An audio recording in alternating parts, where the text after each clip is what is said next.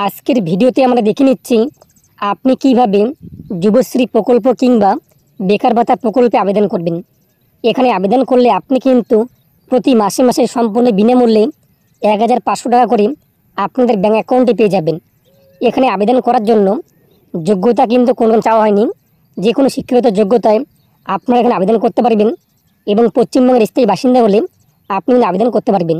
এবং এটা বলা হয়েছে যারা যারা কোনো রকম সরকারি চাকরি করে না সে সমস্ত প্রত্যেক বেকার কিন্তু ছেলে মেয়ে এখানে নাম নথিভুক্ত করতে পারবেন অনলাইনে বাড়িতে বসে মোবাইল ফোনের মাধ্যমে। এরপর তাদের অ্যাকাউন্টে কিন্তু অ্যাপ্রুভ হওয়ার পর প্রতি মাসে মাসে ১,৫০০ টাকা করে রাজ্য সরকারের তরফ থেকে যুবশ্রী প্রকল্পের পাঠানো হবে।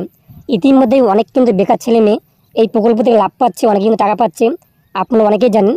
তো দেখে নিচ্ছে কীভাবে আপনারা আবেদন করবেন A to Z পদ্ধতি। অবশ্যই তার আগে আপনি যদি হতে হবে, আপনি বুঝতে পারছেন তো অবশ্যই ভিডিওতে পাশাপাশি চ্যানেল সাবস্ক্রাইব করে পাশে অলকা রাখবেন। আর যারা সাবস্ক্রাইব করে গেছেন তাদেরকে অসংখ্য ধন্যবাদ। এর জন্য আপনাদের এমপ্লয়মেন্ট ব্যাংকের যে ওয়েবসাইটটি রয়েছে এখানে আসতে হবে। লিঙ্কটি আমি আপনাদের ভিডিও রিপোর্ট করে দিয়েছি, সেখানে ক্লিক করে আপনি এখানে আসতে পারবেন। এরপর এখানে আপনি দেখতেই পাচ্ছেন দুটো অপশন রয়েছে হোম পেজে, লগ ইন এবং নিউ এনরোলমেন্ট জব শেকর। এই নিউ এনরোলমেন্ট জব শেকরে আপনি ক্লিক করবেন। আপনার সামনে পরবর্তী পেজটি চলে আসবে। টার্মস অ্যান্ড কন্ডিশন আপনি একবার পড়ে নেবেন। এরপর নিচের বক্সটি রয়েছে, বক্সে আপনি টিক মার দেবেন। তারপর সেভ অ্যান্ড কন্টিনিউ আপনি ক্লিক করবেন। আপনাদের সামনে কিন্তু পরবর্তী পেজটি চলে আসবে, আবেদন ফর্মটি। এখানে আপনি দেখতেই পাচ্ছেন আপনাদের যে ডকুমেন্টস আপলোড করতে হবে সেই ডকুমেন্টসের সাইজ কী থাকতে হবে তা এখানে কিন্তু বলা হয়েছে 20 KB থেকে 100 KBর মধ্যে PDF ফরম্যাটে। এবং আপনাদের নাম এবং জন্মের প্রমাণপত্র, বসবাসের প্রমাণপত্র, শিক্ষাগত যোগ্যতার প্রমাণপত্র হিসেবে কোন কোন ডকুমেন্টস আপলোড করতে হবে তা এখানে কিন্তু বলা হয়েছে। নিচে যে আবেদন ফর্মটি রয়েছে সেটি আপনি সম্পূর্ণ সরিয়ে ফিল আপ করবেন। আপনার নাম উল্লেখ করে দেবেন, ফাদার্স অথবা মাদার্স নেম উল্লেখ করে দেবেন, বিয়ে হয়ে থাকলে আপনি স্বামী বা স্ত্রীর নাম উল্লেখ করে দেবেন, আপনি জেন্ডার সিলেক্ট করবেন, কাস্ট কী রয়েছে সেটি আপনি সিলেক্ট করে নেবেন, আপনার রিলিজন কী রয়েছে ধর্ম সেটি আপনি উল্লেখ করে দেবেন। এরপর ম্যারিটাল স্ট্যাটাস কী রয়েছে, আপনি ম্যারিড নাকি আনম্যারিড সেটি আপনি এখানে সিলেক্ট করে নেবেন, নাকি উইডো নাকি ডিভোর্স আপনি আপনার অ্যাকর্ডিং সিলেক্ট করবেন। এরপর হচ্ছে ডেট অফ বার্থ, এখান থেকে আপনি আপনার ডেট অফ বার্থ কী রয়েছে দেখতেই পাচ্ছেন, এখানে দিন মাস ইয়ার রয়েছে, আপনি আপনার অ্যাকর্ডিং আপনার ডেট অফ বার্থ উল্লেখ করে দেবেন।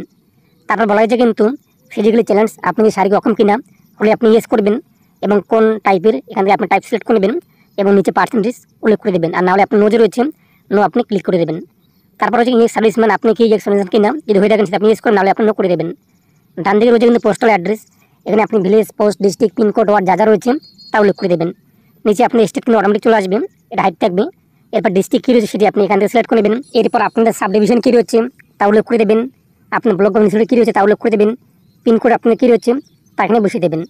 তারপর নিচে রয়েছে এক্সচেঞ্জ, এখান থেকে আপনাদের যে পোস্ট অফিস রয়েছে কিংবা আপনার নিকটবর্তী কোন জায়গা রয়েছে দেখতেই পাচ্ছেন সেটি আপনি সিলেক্ট করবেন। মোবাইল নাম্বার আপনাদের বসিয়ে দেবেন। এই মোবাইলে আপনাদের কিন্তু ID পাসওয়ার্ড চলে আসবে যখন অ্যাপ্রুভ হয়ে যাবে। তারপর নিচে আপনি ইমেল আইডি উল্লেখ করে দেবেন, যদি আপনার আধার কার্ড থাকে আধার কার্ড নাম্বার বসিয়ে দেবেন। এরপর রয়েছে কিন্তু শিক্ষাগত যোগ্যতা, এখান থেকে আপনি আপনার অ্যাকর্ডিং শিক্ষাগত যোগ্যতা সিলেক্ট করবেন। যদি এইটির নিচে হয়ে থাকে তো বিলো এর যে সেটি আপনি সিলেক্ট করবেন এবং আপনাদের যা যোগ্যতা রয়েছে সেটি আপনি এখান থেকে উল্লেখ করে দেবেন। তারপর আপনি শিক্ষা প্রতিষ্ঠানের নাম অথবা বোর্ড কিংবা কাউন্সিল নেম কী রয়েছে এখানে লিস্ট থেকে আপনি আপনার অ্যাকর্ডিং তা এখানে উল্লেখ করে দেবেন। তারপর হচ্ছে কিন্তু পাসিং ইয়ার, আপনি কয় পাস করেছেন সেই পাসিং ইয়ার উল্লেখ করে দেবেন এবং কত পার্সেন্ট নাম্বার পেয়েছেন মার্কশিটের মধ্যে কিন্তু রয়েছে তা দিকে দিকে আপনি এখানে উল্লেখ করে দেবেন। এবং আপনাদের যদি আরও কোনো শিক্ষাগত যোগ্যতা থাকে তো অ্যাড নিয়ে ক্লিক করে আপনি অ্যাড করতে পারবেন। তারপর যে ল্যাঙ্গুয়েজ আপনি কোন ভাষা জানেন এখান থেকে সিলেক্ট করে নেবেন। আমরা যেহেতু বাংলা জানি, লিখতে বলতে পড়তে সব কিছু আমরা পারদর্শী রয়েছি, তাই আমরা সমস্ত বক্সে টিকমার্ক দিয়ে দেবো। আপনি যেন আরও কিন্তু ভাষা এখানে অ্যাড করতে পারেন। তারপর যে আপনি ফিজিক্যালি মেজারমেন্ট শারীরিক পরিমাপ, আপনার উচ্চতা কিন্তু এখানে সেন্টিমিটারে উল্লেখ করতে হবে, ওয়েট আপনাদের ওজন কেজিতে উল্লেখ করতে হবে, চেস্ট অর্থাৎ বুকের ছাদে কিন্তু সেন্টিমিটারে উল্লেখ করতে হবে। এবং ডান দিকে আপনি দেখতেই পাচ্ছেন ফটো এবং CV আপলোড করতে হবে। আপনি আপনার passport size photo with signature upload করে দেবেন এবং আপনাদের CV কিন্তু ডক ফাইলে আপলোড করতে হবে। আপনি আপলোড না করে দেখেন সেক্ষেত্রে আপনার অসুবিধা হবে না, এটা কিন্তু ম্যান্ডেটরি না, দেখতেই পাচ্ছেন স্টার মার্ক কিন্তু নেই। তারপর নিচে আপনি চলে আসবেন কাজের অভিজ্ঞতা, যদি আপনার কোনো এক্সপিরিয়েন্স থাকে কোনো জায়গায় আপনি কাজ করেছেন তো উল্লেখ করতে পারেন, অন্যথায় আপনি ফাঁকা রাখবেন। আমি যেহেতু কোনো সেক্টরে হলে আপনি এখান থেকে সেক্টর সিলেক্ট করবেন এবং তাও উল্লেখ করে দেবেন, আর না হলে আপনি ফাঁকা রাখবেন। তারপর হচ্ছে অ্যাডিশনাল ইনফরমেশন অতিরিক্ত তথ্য, তো আপনি বসবাসের প্রমাণপত্র হিসেবে কোন ডকুমেন্টস দিতে চান সেটি আপনি সিলেক্ট করবেন এবং সেই ডকুমেন্টস নাম্বার ডান দিকে দেখতেই পাচ্ছেন রেসিডেন্স প্রুফ নং এখানে উল্লেখ করে দেবেন।